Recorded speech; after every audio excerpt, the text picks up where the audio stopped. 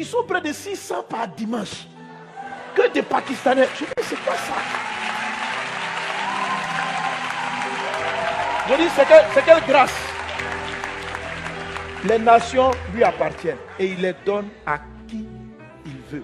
Il ne les donne pas aux plus intelligents parce que peut-être dans le fond, ils ne sont pas plus intelligents que toi. Tu comprends? Voilà. Ils ne sont pas peut-être plus intelligents que toi. Tu as des meilleurs diplômes que moi, mais ce n'est pas par les œuvres. C'est une affaire de filiation.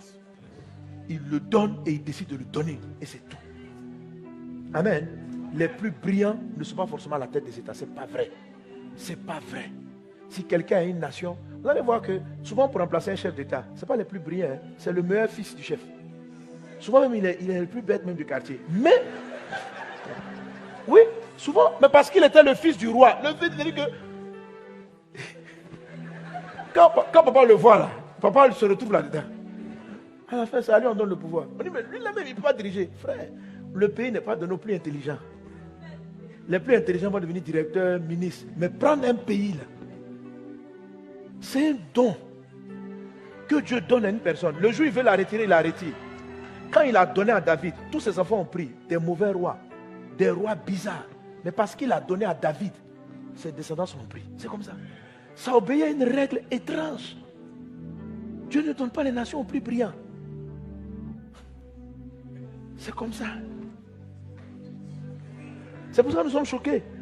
Il n'y a aucune autorité qui ne peut être à ce point si Dieu ne lui a pas donné. Aucune. Donc même si vous la trouvez, vous la jugez comment? Il y a quelque chose qu'elle a fait ou que son père a fait qui fait qu'il se retrouve là. Donc respectez au moins ce truc-là. Tu dis, mais je ne comprends pas. Si c'est comme ça, nous ne sommes pas le président. Tu ne peux pas être président. On t'a pas donné. Amen. Alléluia. Amen. Amen. Les gens vont voter. Mais à la fin, là, c'est Dieu qui élit. Non, sérieux. Je vous dis la vérité, même si vous avez l'impression que les gens ont magouillé, le jour où Dieu a enlevé le pouvoir d'une personne, c'est-à-dire que c'est comme un claquement de doigts, et puis elle saute. Il y a des rois en Israël qui étaient tellement injustes, mais vous ne comprenez pas comment ils ont fait 40 ans de règne. Tu dis, mais Dieu, pourquoi il reste? En fait, la royauté est quelque chose de très complexe.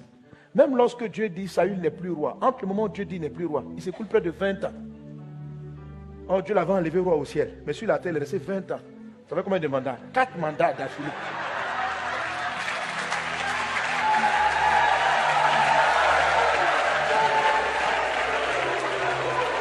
Amen.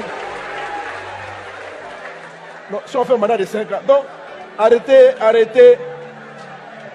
Quand quelqu'un est devant, fais attention à ce que tu dis, fais attention à ce que tu fais. Prie pour le roi, prie pour le chef. Si un jour Dieu t'a choisi, la façon dont Dieu va disposer les choses, tu seras surpris. S'il te donne la royauté, on ne pourra pas empêcher. Mais attends, et les circonstances même vont le faire. Donc, faites très attention.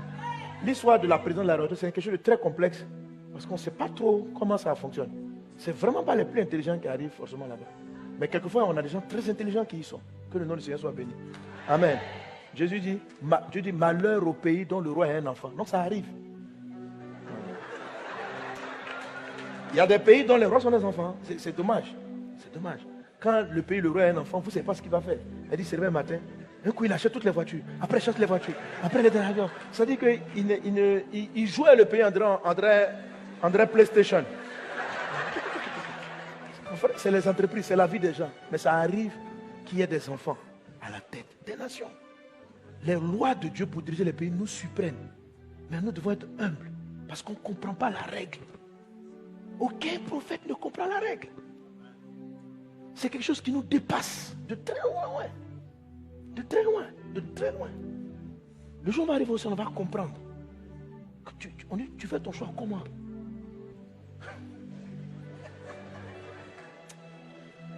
Mais quand il a choisi, il faut te soumettre. Il faut respecter et il faut prier pour. Amen. Si le manteau vient sur toi, tu es béni. Alléluia. Bref. Vous avez le test du caractère. Joseph ne suit pas les intelligents qui y sont. Que le nom du Seigneur soit béni. Amen. Jésus dit, Dieu dit malheur au pays dont le roi est un enfant. Donc ça arrive. Il y a des pays dont les rois sont des enfants. C'est dommage. C'est dommage. Quand le pays, le roi a un enfant, vous ne savez pas ce qu'il va faire. Elle dit, c'est le même matin. Un coup, il achète toutes les voitures. Après, il achète les voitures. Après, il est dans l'avion. Ça dit qu'il joue. Alléluia. Bref. Vous avez le test du caractère. Joseph ne suivait pas ses frères dans leurs bêtises.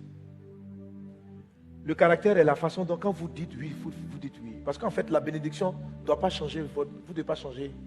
Le caractère, c'est quelqu'un de principe. Daniel a reçu aussi les nations. Daniel dit, je ne me prosterne pas devant. Ses amis disent, ne se prosterne pas devant l'idole. Ils disent, on ne mangera pas la viande des sacrifiés aux idoles. C'est des gens de principe. Vous allez avoir le test de vos principes et de vos valeurs. Faites très attention à ça. Ça va venir avec tes valeurs du royaume. Si tu peux rapidement, ça dit que tes engagements n'ont aucun poids dans ta bouche. Ce que tu dis tu vas faire, tu ne fais pas. Ça dit que tu te lèves le matin, tu maries quelqu'un, après tu dis je vais divorcer. Tu vois, tu n'es pas fiable. Donc si Dieu met la puissance de la bénédiction dans ta bouche, un matin tu vas bénir, maudire tout le monde. Je vous ai béni. Oh, je suis énervé, vous êtes maudit. C'est qu'elle a fait ça? Dans la vie. Et c'est ce qui va, et ça c'est ce qu'on va étudier le mois prochain. La fidélité. Tu dois payer le test. Il faut réussir le test de la fidélité. Le test de la fidélité, c'est-à-dire ce que tu dis, même si tu n'as plus envie, parce que tu l'as dit. Quelqu'un qui honore ce qu'il a dit. Il dit, je marche, je ne commets pas l'impudicité. Même si le gars dit, si tu ne te couches pas avec moi, je ne te marie pas. Regarde-le droit dans les yeux. Dis, je ne te marierai pas. Je ne coucherai pas dans l'impudicité. Je ne pécherai point. Joseph a préféré la prison que de coucher avec la femme de Potiphar. C'est-à-dire que Daniel, regardez tous ceux qui ont béni les nations, des gens de principe. Leur oui est oui, leur non est non. Maintenant, est-ce qu'il y a certains qui ont de temps en temps désobéi à leurs principes? Oui, ça arrive. Même Abraham. Mais quand Dieu lui a parlé, il s'est repenti. Alors, si tu l'as raté une fois, deux fois, ok. Mais il faut réussir ce test. Il faut réussir. Tu dis, Dieu, apprends-moi à être un homme de principe. Quand je dis je fais, je fais. Quand je dis je ne fais pas, je ne fais pas. Quand je sais que ce n'est pas bon, ce n'est pas bon. Il faut que vous ayez de la valeur. Dieu cherche des hommes à qui il va confier les nations. Je le prophétise depuis un moment. Dieu cherche des gens. Mais il va les sélectionner parmi les gens qui ont de la valeur. Quand Dieu bénit un pays, il cherche des gens comme ça. Alléluia. C'est des gens intègres. Qui disent je ne prends pas l'argent, je ne prends pas l'argent. Ils sont fermes. Quitte à mourir de faim. Quelqu'un comme ça, quand Dieu vous met comme ça, quelqu'un à la tête d'un pays, c'est que Dieu a aimé votre pays, vous a béni. Sérieux. Parce qu'ils sont rares. Ils sont rares. Celui qui a amené le grand développement de Singapour, quand il est arrivé à la tête du pays, il dit sans pas de corruption. Il y a des parents qui voulaient s'amuser, il les a jetés en prison. Il dit c'est pas lui, c'est la loi. Puis intégrité, ça a redressé le pays. Intègre. Nos nations ont besoin d'hommes intègres. Puisse Dieu en trouver à l'église. C'est comme ça qu'on bénit les nations. C'est notre intégrité qui va bénir les nations. C'est le fait qu'on rentre dans des entreprises et puis on refuse de mettre la main dans la caisse. C'est ça qui va bénir le pays. C'est ça qui va bénir le pays. On dit non, là de temps en temps, on fait des sacrifices, on prend l'argent, on donne à nos parents. On fait... Non, non. Non, il faut bien des gens qui payent le prix de la droiture. C'est comme ça qu'on devient une bénédiction pour les nations. Tu es béni au nom de Jésus. Après le test, il a réussi. Après, il y a eu le test de la vision. Mais ça, je vais faire le test de la vision. Il a eu un songe. Je vais traiter ça.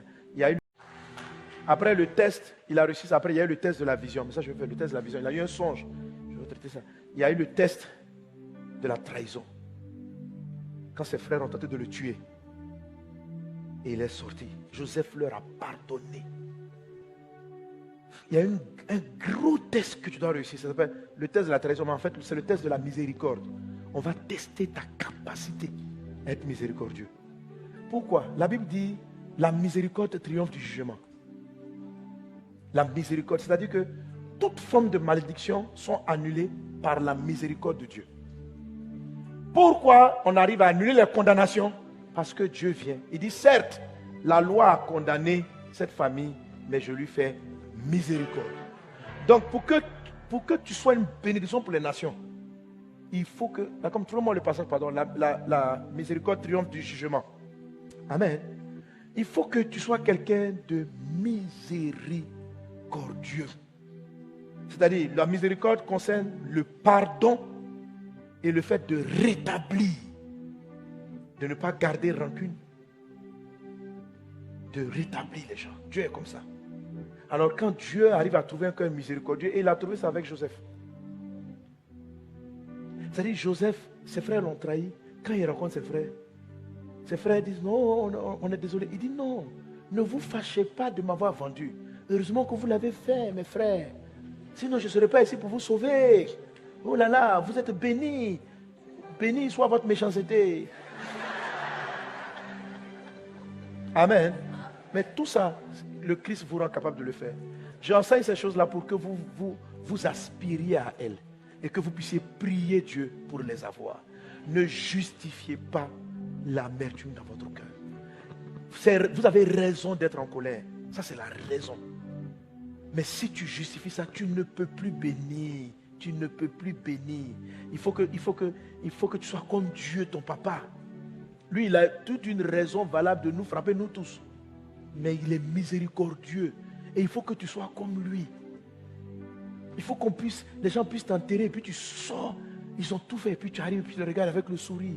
Et tu leur dis, je vous pardonne. Ce n'est pas dans ma bouche que vous allez être maudits. Mais ça, un cœur pareil, c'est Dieu qui le donne. Ce n'est pas facile. Mais il faut aspirer à ça. Mais si tu n'aspires pas, si tu as l'impression que c'est une faiblesse, si tu as l'impression que tu as trop raison. Mais effectivement, tu as raison. Les gens t'ont fait du mal. Tu as raison de ne pas pardonner. Tu as totalement raison. Et même si tu pardonnes, tu as raison de ne pas être miséricordieux. Parce que la miséricorde, c'est le pardon et puis remettre les choses à leur place. Et même encore plus haut. Parce que je peux pardonner mais ne pas rétablir. Je peux pardonner mais ne pas rétablir. Et ce que tu m'as fait, je te pardonne. Mais je ne te rétablis pas. La miséricorde pardonne et puis rétablit. Le pardon, il te pardonne. Il n'a plus de rancœur. Mais il ne te rétablit pas. La miséricorde va au rétablissement. Et la miséricorde de Dieu va au-delà du rétablissement. Que Dieu vous bénisse abondamment. Je vais m'arrêter là. Alléluia. Gloire à Dieu. Amen. Est-ce que tu sais que tu es béni? Amen. Alors ne pensez pas que ça va prendre 20 ans pour vous rétablir. Non. La même nuit, aujourd'hui, tout de suite. Il suffit juste, vous savez, la puissance de la miséricorde est impressionnante. Dans la foi avec le Seigneur, il faut reconnaître ses manquements. Il faut simplement reconnaître ses erreurs. Il faut reconnaître là où on a échoué. Puis venir devant la croix pour dire, papa, je ne sais pas le faire. Mais je sais que tu me pardonnes. Et dès l'instant où tu es convaincu, tu commences à déclarer les paroles de bénédiction. Alléluia. Alléluia. Amen. Tu es béni au nom de Jésus. La faveur de Dieu est sur toi au nom de Jésus. On va se lever et on va bénir. La première des choses, tu vas déclarer des paroles de faveur